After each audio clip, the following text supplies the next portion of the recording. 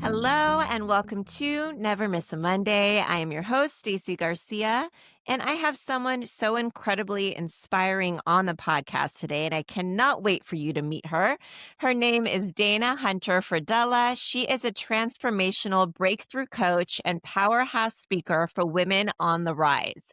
As the founder of Girls Who Recover and host of the top 5% globally ranked podcast of the same name, Dana has created a movement that inspires women to turn life setbacks into gorgeous comebacks so they can create lives they absolutely love. Well, I love that, Dana, and I'm so thrilled to have you on. Welcome to the show.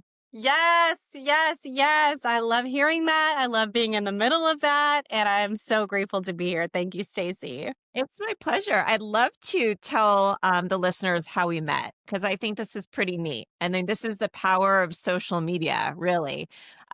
We were both in the same podcasting course Yes. by an exceptional woman, Kathy Heller. Mm. And, one thing that might be even more exceptional, if that's even possible, than Kathy Heller is the community that she built of these like-minded, badass women. I'm just going to Yes. throw that out there. Yes. Capital And B, baby. and we connected on the platform and we were like, "Oh my God, we need to learn more about each other." And here we are to do that, which I'm so excited about, Dana. So the name of my podcast is all about showing up, really showing up Mhm. for yourself. What does Never Miss a Monday mean to you in the context of your recovery and your wellness journey? I was just meditating on this as I took yesterday off and I took this morning off to purposefully. Yesterday was my birthday. I'm Yes, now happy the birthday. wise age of 44. I'm so excited because I think those numbers are magic. And And th I thought about it in a few different ways. I thought about it in the context of my old life, like who I used to show up is like never miss a Monday, never miss a single day of work. You got to be there every single day, like no matter what. Come in sick, come in hungover, like come in. You got to be there. You have to do it. You have to do it. And then I thought, well, no, that's not actually what it means to me now in my life. It's like never miss a Monday to me. This really was so sparkly to feel. I was like snuggled Mhm. up in my nap blanket. And I was like, never miss a Monday means you get to show up and be present and in love with every day of your life, every single Wow. day. And Monday doesn't mean hustle and a grind and kill yourself anymore. It means like, oh, it's Monday. And today we create miracles. So in my community, we call it Miracle Monday. We call it Magic Monday. We call it Manifest Monday. And it really is, this never miss a Monday is such a beautiful concept because in my heart, the whisper that I got was, oh, you get to be in love with your whole life. No, and Monday's not an exception. So we're not going to miss any of that, including Monday. What an answer. That was everything. And I love that. And I think, happy birthday, number one, Thank Dana. you. And, I'm 45, so I'm just 1 year ahead of you. Yes, And there yes. is something magical about your 40s to get to that Monday mindset of number one, so many women, especially reinvent themselves in their 40s Yes. career. And they're like, I want to do what drives me. For me, it was, well, I did love what I was doing. I really, really did. I was a trainer for many, many years. But it wasn't until I was diagnosed with breast cancer and then I got the chance to reinvent myself of like, what do I want to wake up with every Monday that is going to make my Monday and the rest of the week mean so much to me? And they did become very, very magical. So I'm like right there with you on all that. What did you do for your birthday, by the way? I'd love to know. Yes. Well, I'm going to tell you, I went a little bit hard in the celebration paint, which is why I also took half the day off today just to like really rest and recover. So I take my birthday really seriously because I just put this out on my Instagram reel this morning. Like, I actually shouldn't have any more birthdays. My birthday should have ended a long time ago. And so when I get to have another birthday, and I think that way about Mondays too, like, oh no, I get to have another Monday. Mhm. I really feel an internal pull to go big because it's such a celebration of gratitude to be here on another birthday. And I also see it's a little bit of like F the patriarchy because I see a lot of women who are like, oh, I'm 29. I'm like, I know I never want to be 29 again. Ever. Never. I got sober like right before I turned 29. It was terrible. Please no. And so yesterday I designed it because as a coach and also as a mom of 3 with Big Beautiful Life, we do things by design now. And I went for a beautiful long run. I had an extended Mhm. meditation and a date lunch with my hot husband. And then I got a 2-hour massage, my favorite coffee drink to rally, right? And then we went to a very fancy sushi restaurant and to see Alabama Shakes. And it was a really big celebration day. And that's like not abnormal because I take that gratitude so Mm. seriously. And I also want to show I have 3 daughters and I also have a community of women. And I feel like if we aren't Mhm. celebrating ourselves big, what are we even doing? And Yes. so because of that, I'm also sober, right? So it's funny. My husband Mhm. took today off too. We were on a walk and I said, I feel really hungover. I feel emotionally hungover because Yes. we went so hard yesterday without a drop of alcohol. Both of us have been sober for a really long time. And we said, that's okay. We Mm. scheduled this time intentionally to rest and take care of our mind, body, spirit. And so that's what it looks like. That sounded more than perfect. I'm right with you on everything. I love it. I would love to talk more about your journey towards sobriety and everything as well. And I want to talk about something that you posted last week that really touched me as well. And I'll get to that. But you've been very open about your journey with alcohol and the decision to get sober. What was the moment or a series of moments that led you to say enough is enough? Yes, that's beautiful. I was curious, like, are we going to talk about sobriety or are we going to talk about like next level recovery, which I've had these 2 phases Mm. of awakening. I mean, many phases, but 2 of those big ones. But I was a high performer, a high achiever. I'm that girl that like went 4.0. If I could get higher, I would. If I could be Mm. president, I was. If I was in charge, if I could be in charge, I was. And also underneath, there's this what I call the great disconnect that grows and grows in me. And I can point to like it sort of happened, when my dad left and my parents got divorced, but like that's not doesn't make me unique. I didn't have the tools to close that gap and feel connected to myself, to my parents. I didn't really know what was going on. And then that also created a model for disconnection really everywhere else. Mm. Specifically with what I now know and the driver of the foundation of my life, which is the spirit of the universe, God, source, whatever we're calling it. She doesn't care. Yeah. And so I got really disconnected and I thought I'll fix this hole. It felt like a big hole.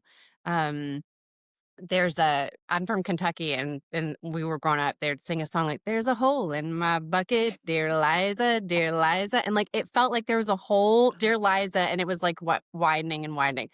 So everything that I put in would stay temporarily, but it would ultimately leak out. So that was the achievements, the Mhm. prestige, the things that I was doing to build my resume, the things I was doing to Mhm. escape really from being and feeling and connecting.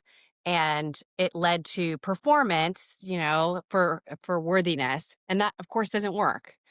Performance doesn't work. Achievement doesn't work when I'm feeling totally disconnected from my Yeah. essence. And so what happens generally, and I found this in my experience and then with the thousands of other people I've crossed paths with in recovery, is that we medicate that. And so mine was I wasn't really drugs because I was like smart people can't do drugs and also be in charge of things. But it was socially acceptable to drink, like even kind of from Right. a young age. And long story short, alcoholism runs in my family. And my definition of alcoholism is you can't stop when you want to. And when you drink, it's too much. It doesn't mean you're under a bridge. It doesn't mean you're drinking every day. It's those 2 things. You can't stop when you want to. And when you start, you can't have control over the amount you take. And that was Mhm. me. And it got worse and worse and worse. So it was like I had 2 versions of me. One was achievement, performance, leadership, money, all the things, wealthy man, and the other side was like drink more and more because it's stressful and it's hard and it's shameful. And then in the middle of the drinking, I'm doing things that I would never do sober, or so I thought. And so I woke up with this in a cage of guilt, shame, and remorse. And to save us all blood, sweat, and tears, it Mhm. crashed and burned. And I had everything I thought I'd ever wanted because I'm a great go-getter and I can design and achieve like nobody's business. But I was at the top of the mountain and realized I hate it here. Like, I hate it here. I have everything I've ever wanted and I hate all of it. And then so those two worlds collided. I will tell you, it was not really a decision that I was conscious of to get sober. It was literally I ran out of other options. So I Mhm. didn't say, "Oh, you know what? I need to go get myself sober." Some people do that, and I love you for that. That was Mhm. not me. I Mhm. resisted it. I was angry, I was embarrassed, and it took a lot of suffering to get me there. And it was actually on the suggestion of my incredible mom. That was my last Mhm. pitch. I pitched my mom. I was like, "Can I come home and help you run your Mhm. business?" She's like, "No, thanks, but you might want to try recovery." And then she Wow. said this thing that sort of turned the key for me. So I want to go back. My parents got divorced because my dad had really gnarly alcoholism. Okay. And he went to treatment and then it didn't stick. And then he went to recovery community and it did. So from the time I was 10 until the time he died unexpectedly at 23 of a heart attack, he was sober and recovered. And there's Wow. a difference. And sober meaning we're not drinking, and recovered meaning he's the dad that I always wanted. So instead of missing things, he was leading them. Instead of anger, he was unconditional love. And so that the thing that my mom said, I wasn't really willing to take much advice from her at that point. We didn't not have a great relationship. We were not meditating at night, you know what I mean? Was Yeah. she said, "It worked for your dad. It probably will work for you." And then she hung up, and I'm so grateful that she did and said those things because I, the next day, went to a recovery community Wow. and stayed. And I've been there ever since. So almost 15 and a half, over 15 and a half Wow. years. Oh my gosh. So I wish that I could say I made like a wise woman decision, but nope. I Mhm. was 85 pounds. I had been released from my two jobs in a row, and they weren't like, Wow. you know, they weren't part-time jobs. They weren't insignificant. Like, I don't, this is my ego talking. They were very big jobs, and they were dream jobs too. And so there was enough evidence to support like, what I'm doing is not working, and I can't stop on my own. I can't Right. stop on my own. And so that I hope is the an answer to your question. The initial, like, why did I ended up Yes. getting sober? I am the variety of have to burn your life down. Not everybody, like there's this, some people like, I'm sober curious. I feel not great during the day. I was like, yeah, no. I was puking in the bathroom after teaching math class. You know what I mean? Like, nope. Right. Right, right. Well, that I mean, that you're bringing up a really good point is the sober curious community right now is Yeah. rapidly growing.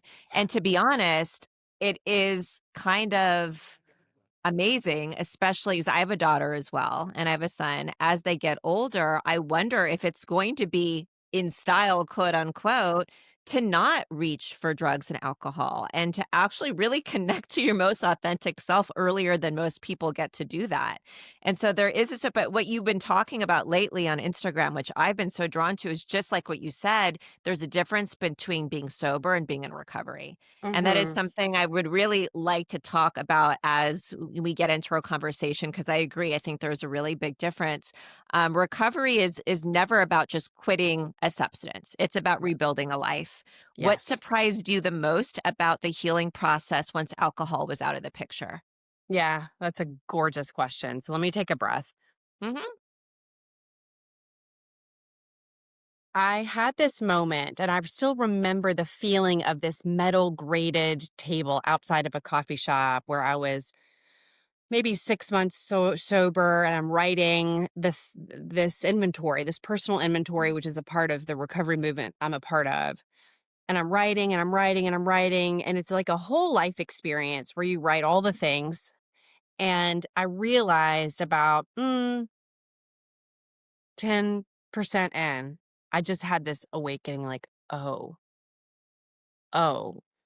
a couple of things. One, it was never alcohol at all. It was me. Because all of those resentments and all of those fears and all of that guilt and all that shame and remorse, yeah, alcohol was involved in most of it. It sure was. But guess what else was involved? Every single time, the common denominator was me. And the resentments went way before I ever took my first drink. And so there's this explosive awakening that happened, at least at this Mhm. coffee table. And I just start crying, like, oh, Yeah. it wasn't ever the alcohol and it was me. And like, then I had this spark of hope that was lit by a couple of things. One is staying in the middle of that community where there's love, where there's encouragement, and where they're going to stick your foot in your ear till you do the work, to get the miracle. And there, the Mhm. other thing was I was awake now and open to divine inspiration, a relationship with something that was bigger than me. I still wasn't willing to call it God. Like I still don't. Sometimes it doesn't. She doesn't care. But this was the message, and this was the most surprising, because I was 29 at the time, 28. And I'd built this whole life by design. I mean, I was the girl like 10-year plan. I got it. I even had a 25-year plan. Mhm. So the awakening was, I don't even know who I am. And so there's a chance, a really good one now, that I'm not drinking myself to death, that I could be someone else, that I could be Mhm. something else, I just felt this blast of hope that, oh, I don't even like that work. Maybe I could do something else, or I don't Mhm. even like that part of my personality. Maybe I could be. So the biggest surprise is it had nothing. I mean, not nothing, but the recovery part of it Yeah. starts with sobriety. It starts. It's like the first thing is we realize, like, yeah, we're killing ourselves with this thing. And for me, it was alcohol. For others, it's disordered eating or spending or overfunctioning or overachieving or drugs or whatever. But it's not the thing that we've been using. It's what's underneath that. And that was so surprising because I really thought, okay, listen, if I could just stop drinking, then I'm gonna be good. But then I stopped drinking and I was like, oh my God, I don't even know who I You're just am. starting to uncover at that point. Yeah. Yes, yes, yes, yes, yes. That's a That's gorgeous question. yeah. So, was there a part of your identity at that time you had to completely let go of or rediscover in order to stay committed to your new path? Yes, and yes. Mhm. So I'll go with the low hanging fruit. I started drinking pretty consistently about 15 or 16, and I got sober at 28. So for, let's say, 12 to 14 years, alcohol was a part not just of my habit but of my identity.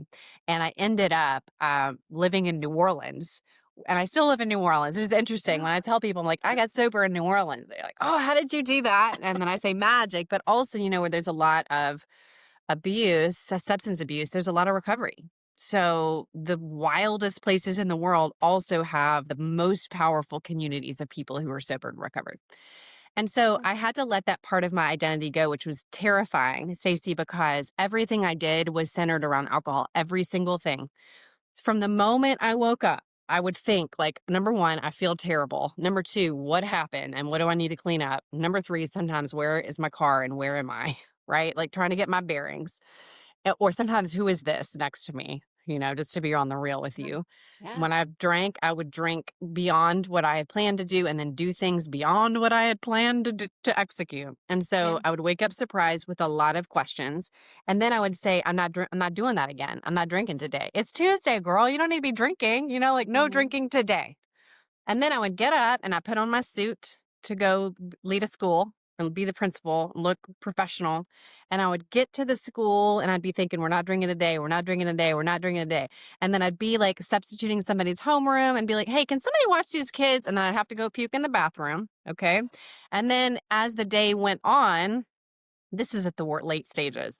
I would say, okay, well, I'm only going to have one, and it switches. So at my obsession, the obsession was the part that was like in not even a chosen part of who I was, but it was just ingrained in my soul and in my brain.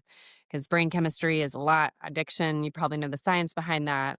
Um, so then by the end of the day, I couldn't wait to get out and I would go get whatever I needed to get, but I was only going to get one bottle of like Mm. it's really big of wine.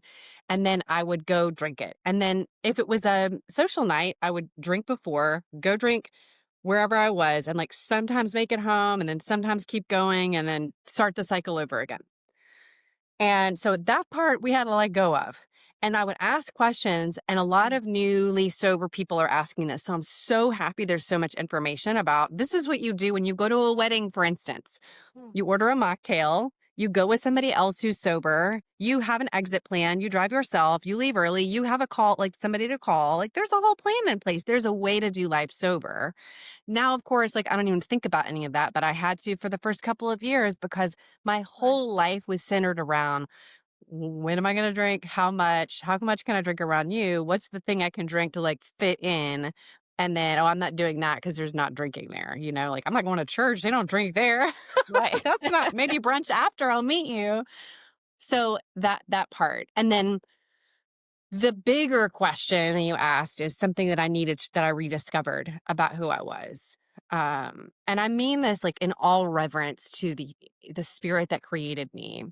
What I remembered was how incredible I am as a spirit, as a soul, as a woman, as a powerhouse to show up in the world, not because, like, oh, I'm the president or some label. None of that. It's because I love life so much. And I have gifts and talents that were given to me to connect women and speak in Mm, public and look somebody in the eye and say, don't you remember who you are? Remember who you are. And then something comes up on for them. And so I felt so grateful to not drown that out and to rediscover like what made me excited about leadership in the first place and what made me love to lead people and kids and families in the first place and what made me the spirit behind all that good stuff was still there. And so I rediscovered that I could use that in a way that was not connected to prestige or ego and in a way that is deeply of service to spiritual humanity. So that was a big answer. that was a huge I mean, I appreciate you being so transparent with your story. It's quite an amazing story. What does wellness look like for you today, Mm. physically? This is gonna be a loaded question. You can start with 1, emotionally and or spiritually. They're all connected, right? Yes. So everything that I do for physical is also to nourish the spirit and the mind. And if Mm, I feel like it's in isolation, I don't do it because it's like it. But everything is connected. Everything. The way I I show up agree. with my girls is the way I show up with you and my husband and the community. And so it's a gorgeous question. And I want to say that I don't believe those things are disconnected because I want us as a movement of women to remember that we are all connected, that our mind, body, and spirit are all connected. And by nourishing one, we're also nourishing the other. And so what my practice looks like on like the best day Mhm. is for my body, which I'm so grateful to have because when I came into recovery, my hair was falling out. I had jaundice because my liver was malfunctioning. I had brain damage. Like I have 4.0 from Johns Hopkins, but couldn't read a full sentence with some SAT words in it because of the level of alcohol abuse. And s- m- just to bring myself back to the seat. Hold on, just to Yeah. be with her, and she wasn't taking care of herself and she was waking up under houses and she was, all the things. I don't wake up under houses. Like I live in one that I own that my girls can run around in. And sometimes we go lay in the grass and like that's the closest thing. Okay, so but the practices are every day I am taking care of the temple. Okay. So I exercise every single day. I'm either at the gym, I love to run, I like to walk, especially with my husband. It's a great connector. And when I'm doing more intense experiences, like I do 75 hard every year, I try to incorporate Oh, more fun things like Pilates and yoga, but it's not any of those things per se, because I find like I'll say, mm, oh, I love to run. And half the population's eyes will roll back in their head. But what I really love is the way my body feels as a yes. result of doing that thing that I love. And so it's less the what. I just found the things that like make me feel like, yes, you did it. It feels so Yes. good. And and with my clients and community, it's like if you don't love it after a few times, like find something else. There's so many fun things. My best friend goes to Zumba twice a week and she loves it. Like Mhm. that's not for Mhm. me. And she feels totally alive at the end of that class. Yep. So the other things I've loved fasting. So I do a 24-hour fast every week just to clear the slate. Dr. Mindy Pels is a mentor of mine, and so she has helped me, especially as I grow wiser, to take care of my body and the things I'm putting into it. I drink water with electrolytes, things like that. Okay, so basic stuff. And then I also have a gangbusters meditation practice. Like, is that a paradox or what? Yes, you're checking all my boxes, girl. Right? So in the morning, and I try to get up early so I can, I can really invest in what's most important first thing. My girls are a little older. They're 5, 8, and 10, so it's easier now. But I do have a meditation practice, and some days I have a twice Mm, or thrice daily meditation practice. Recently, I'm using the Ziva magic technique or Ziva meditation technique. So shout out to Emily Fletcher, who's a mentor in that. But I've learned all sorts of types of meditation. My favorite free app, which there's also a paid version, is Insight Timer. There are so many of my recovery friends on there, so it's basically mhm. like social meditation hour together, and I don't speak to another human until I have meditated. So, no emails, no talking to my husband, like, nope. If I see my kids, I say, "I love you," and then run until I can get my meditation time. And That's what amazing. I You do a lot of input. You're inputting, you're not outputting first thing of the day, which I'm such a believer in. Go ahead. I need lots of guidance from the Mhm, source because we've talked about this at the beginning. Like, I think my biggest problem and the biggest problem of most people walking around today is we believe that we're separate from each other, from the source, from creator, from humanity. We think we're separate, and that is the dis-ease. And so the beginning is I'm connecting to source and prayer and meditation. I'm connecting with my temple mm, um, and exercise and movement. And then I connect with people that I'm obsessed with, like my husband or my mhm. kids or my friends and then my clients, of course. And then from mind, I probably would put myself in the category of obsessive learner. Just like I'm like, Louise, hey, I like that book. I'm like, yep, Yep, read that yep, one, love this one, take this course and this mentor because I'm like that too. used to study. This might be like a living amends to myself. I probably need to slow my coach says I need to slow my roll a little bit on that because of all the things, right? Like, um, but I studied a lot of things I didn't actually like in college because that's what I thought it was going to take to be successful. And Yeah. now I don't want to study things to be successful. I want to study things and learn things because I love them. So I love learning about fasting. I love learning about different types of meditation. I'm learning about like divine goddess sexual feminine energy right now because I want to ramp up my love life with my husband. I'm excited about stuff like that. And then we were talking about Louise Hay, and along with that goes Bruce Lipton and the body keeps the score and this energetic connection between mind and body and spirit and how it's all connected Yes. and it is possible to heal your Mm, life. I love that stuff. And so I want to learn more about those. mm, So hopefully that answers your question. I am a part of a, a spiritual community. I'm a part of a religious mhm. community, and not per se because I identify in one specific way, but because I want more connection and more access to the divine, which guides me. And it feels like magic and it's available to everybody. So, Absolutely. in No, that trifecta.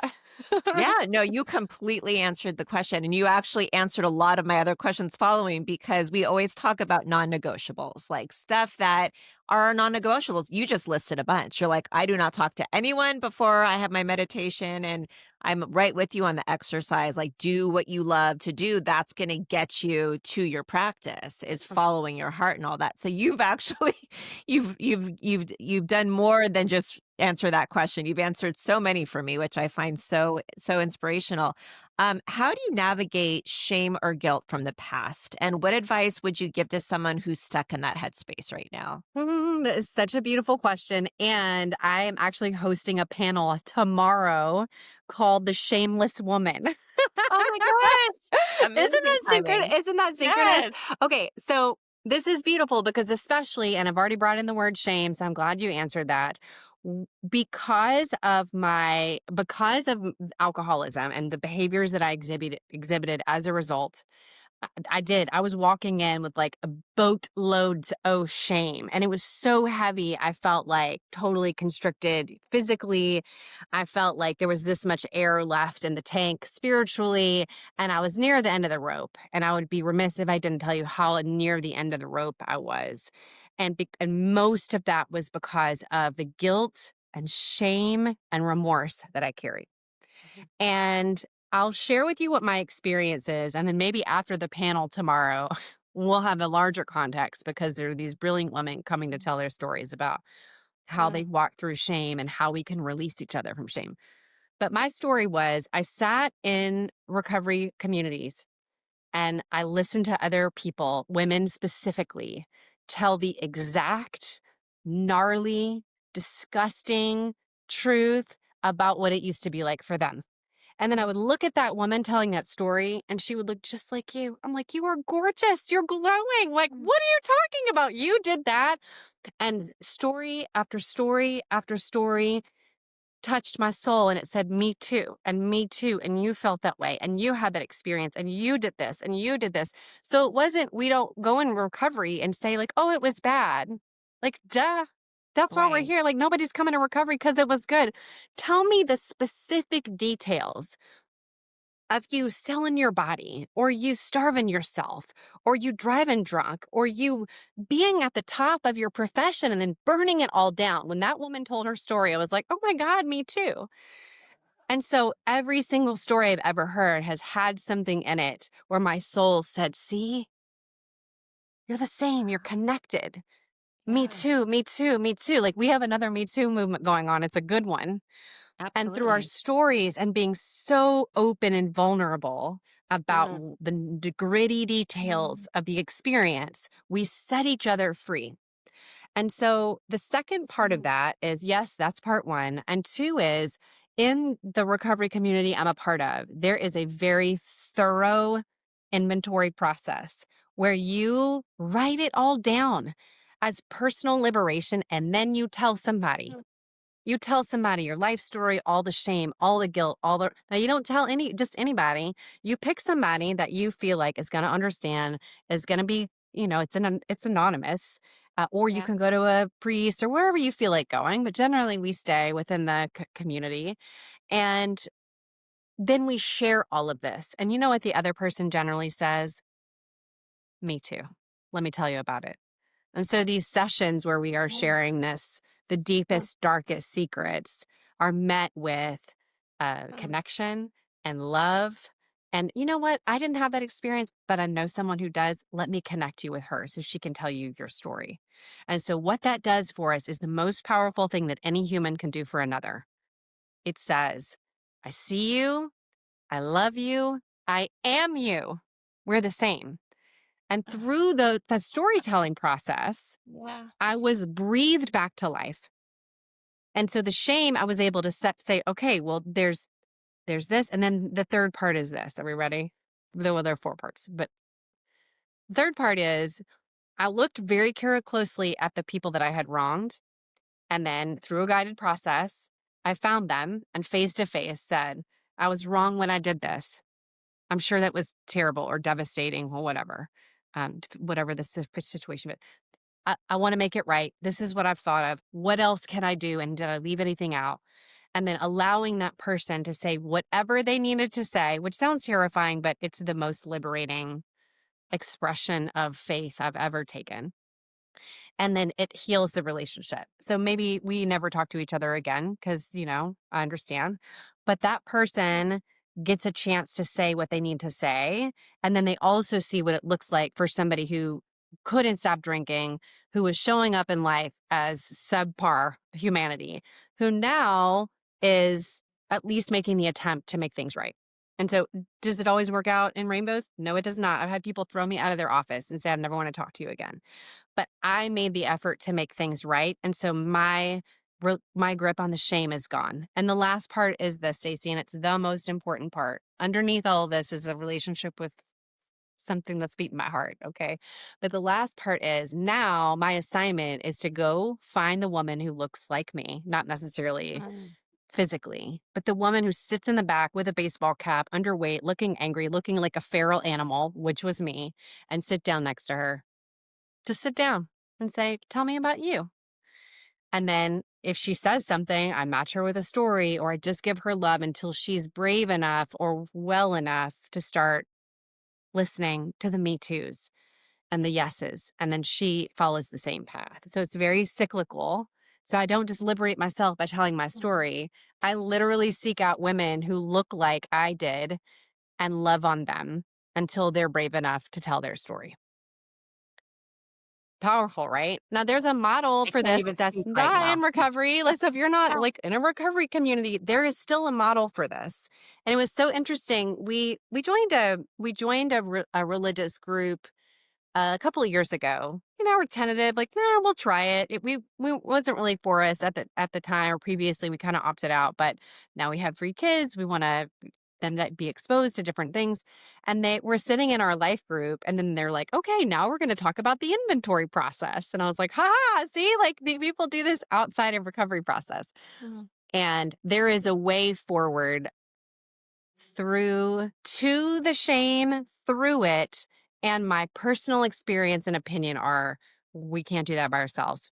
No. We've got to continue to tell the truth about our experience, even if that little part of us that sometimes yells at me, like, "Dana, don't say that. You're going to make us embarrassed."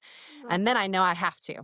I have to, because it's that thing on my own podcast where I'll say, "Well, I can't believe I just said that out loud." The woman on the other side of the horn will reach out and say, "That changed my life. And Yep. now I'm going to do this thing that I never would have done because you were brave enough to say the thing that you thought maybe you shouldn't have said."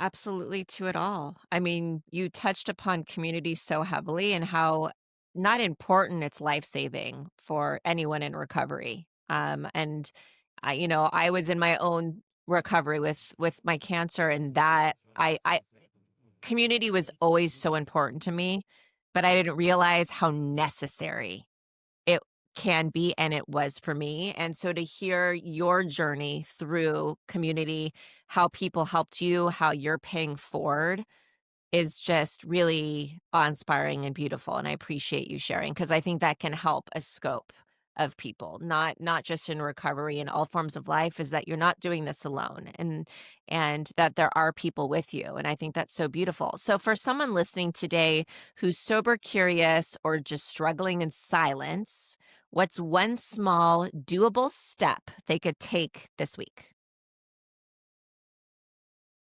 That is a beautiful question. And I think that answer is going to be individual specific, remembering that my experience is not sober curious. So, Right. if you're sober curious, I would recommend finding someone else who was sober curious and then made the move to sober. And I want to make a recommendation. Someone else is coming on the podcast who runs the organization Sober Sis. Mm, So I would recommend checking that out because that organization seems to start with like wherever you are. You don't have to have your life on fire like I did. If your life is on fire like mine was, you might want to check out a recovery program, especially the free ones that might just be around the block, just to right. see. The other thing that applies in both instances is listen to other women's stories. Listen Mhm. to other women's stories. And there are plenty of podcasts, there are plenty of books.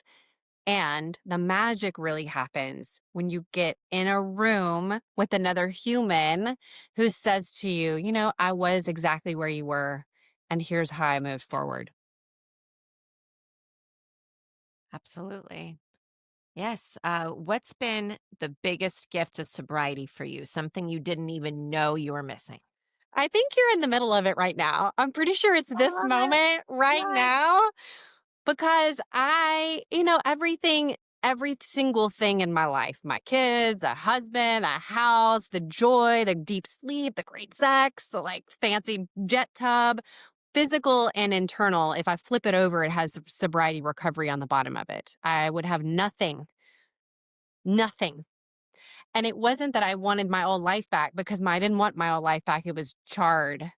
Right. Can you ask the question again? Because I'm like, oh, I just went back there.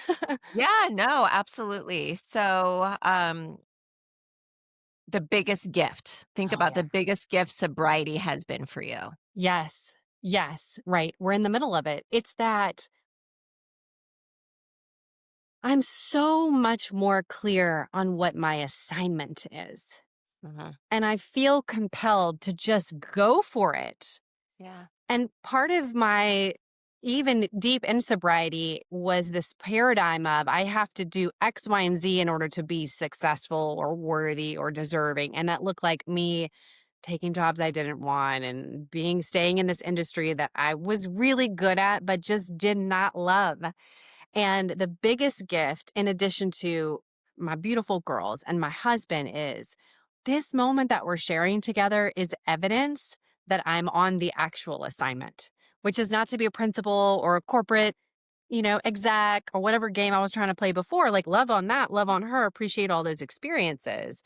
But the biggest gift is me having access, direct access to the spirit of the universe who's like, your assignment today is this. It's Stacey. Your assignment today is the clients who you've magnetized. Your assignment today is to go chaperone a field trip with your daughters because you're going to meet somebody there that I have lined up for you. So I'm going to need you to say yes to the assignment, which has nothing to do with mind, right? Like I actually, many times my mind is like, what are we doing? And my spirit is like, don't worry about it. Just keep going. And that's how I created a podcast that's now in the top 5%. Like who cares about the percent? I love it. And a cadre of professional one-on-one clients that I'm obsessed with. I can't wait to work with them. And a family, like I'm going to sign off with you and then I'm going to drive down to the French Quarter in New Orleans and pick up my daughters who go to a French immersion school.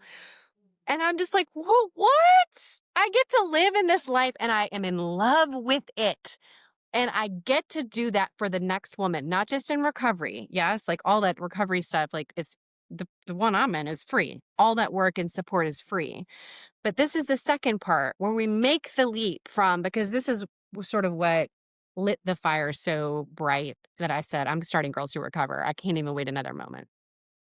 I would be in rooms of women who would be sober 5 years, 10 years, 20 years, etc. And their light would still be off. And they'd be in not merit, well, maybe marriages, relationships that were not serving them. They would be doing work that was not their assignment, so it made them miserable. They would not be taking care of their bodies. They're complaining. They're separated still. And I'm like, there is something here. We have to wake up, all women, and especially women in recovery, just because that's my lane, that's my path. Now, actually, a lot of my clients are not. I don't identify in recovery. But it's this thing that's like, okay, now you're not going to die. Great. Congratulations. You've done the work. Yes. Now what? Now you get to live. You get to live so that your Monday feels like magic. And if it Yes. doesn't, there's work to be done to connect you and wake up and live forward instead of like, oh, here we go, another week. Like, oh, no, you don't get to say that, especially my girls in sobriety. Like, nope, not anymore because you should be dead. And it's fun to coach women in recovery because I'm like, didn't you used to sell yourself for crack? Like, come on, I bet you can do this thing. You know what I mean? Like, pretty sure we could make this pitch. Pretty sure we could raise the roof on your offer. Pretty sure we can schedule your speaking tour or schedule your podcast. Like, yes, you can. And so that's the biggest gift is just like Yeah. was done for me to look me in the face, even when I couldn't make eye contact and say, remember who you are. And I get to do that for work and beyond. Like, what a Yes. gift. What magic land are we living in right now? Seriously. I totally get everything that you're saying, Dana. So fill in the blank really quick. Mondays are for Magic. They're for yes, magic. I agree. I agree. I couldn't have said it better myself. What's the one thing you hope listeners walk away with today after hearing your story? Yes, I hope that you walk away remembering that you have an assignment. You have an assignment here. It was decided before you even got here. And I don't care if you're spiritual or not. And you know that you're on assignment because you feel like magic. Your body responds. You start to glow. You stand up straighter. You laugh more. Your mind takes a back seat. And your assignment is to get on assignment, which at the core is remember who you are. And if you don't know, then you need to reach out because I'm going to help you find out. And where can everyone find you on that note? Tell us where we can find you, I call Dana. it the movement. I'm like, the movement is Girls Who Recover. My favorite place to hang out is on my own podcast. Like, it's watch out. You never know what you're going to hear there. You can DM me on Instagram. I'm also like play on Instagram. It's not my favorite. Social media is not my favorite, but you will find me there. Mhm. And I think those two places are a good place to start. If you felt really called forward here, not called out, but called forward, you understand the difference. If you Absolutely. feel called out, like there's some work to be done there too. Get it? Been there. Don't worry. You're okay. But called forward, where you're like, yeah, yes, I'm on the verge of a breakthrough. Maybe you're sober, maybe you're not, but you know you have an assignment and you're ready to do it. I shared Mhm. with you a link where somebody can get a one on one conversation with me, and we Yes. spend 90 of the most sacred moments you've ever had in your life really digging into what would you love, which is the Q question to your assignment. What my Mhm. assignment is here is the answer to the powerful question, what would you love? And we start from there. Beautiful. Beautiful. We're going to have all of that on the show notes. So, everyone who's feeling called forward, please contact Dana. She is a phenomenal person.